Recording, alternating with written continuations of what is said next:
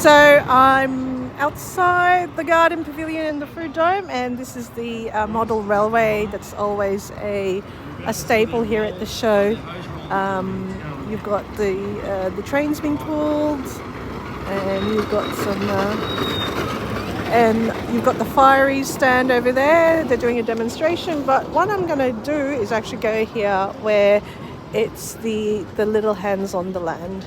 So they've had this for the last couple of years, and this actually provides a hands-on way for city kids to experience the land. So they've got a couple of live animals here. So basically you take your bucket, an apron, and then you go through the different parts of a farm. So you've got the chook shed here, and then you pick some eggs. Obviously they're not real, those chook eggs. So you get the eggs here, and then you go through the apple orchard or the fruit orchard. So it's apples this year. Maybe they'll have an orange orchard in future. So they've got the apple picking, and then oh look, they even got a strawberry patch up ahead. So they're massive strawberries, which I've never seen before. Massive strawberries. So I like this bike. I wonder what bike this one is. But look, they've got strawberries, and then they go through the cow shed, which is a bit small. There's the moo meadows. Cow shed is a bit small with only 2 cows. And you grab a bottle to milk the cow, the milk bottles. And then, hey, you've got a couple of veggie patches over here. A little herb garden, which is good. They've got the different signs. The horse shed is small as well. But this is a new addition. I didn't see the horse shed last year. So they've got the horses this year. Oh, and then they've got the horse tails as well. The horse treats. So that's nice. And then you've got the bees. Lovely. You've got the bees here in the veggie patch. I like the veggie patch. So if you do get hungry, maybe if people don't mind, you could probably add a bit of greenery to some of the junk food that's available here at the show. You've got the farmers markets, so that's quite nice. So it's very idealised, but you know what, that's okay. And then you've got the Sydney markets is here. So pony rides have moved over here.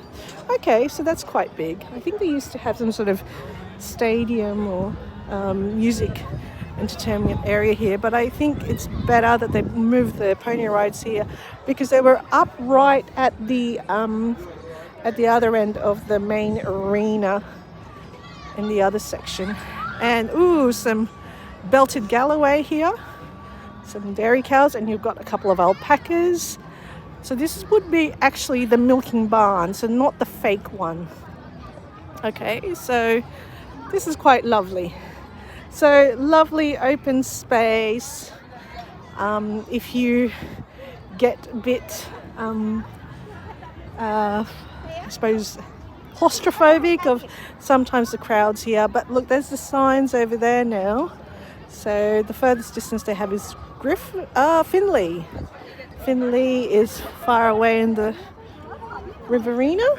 Well, I'm not sure. The signs to Finley 659 versus 814 from Walgett. Okay, I don't know. We've got to check the distances in future. But there's a tractor pull. You've got an old trike. You've got some old farm equipment.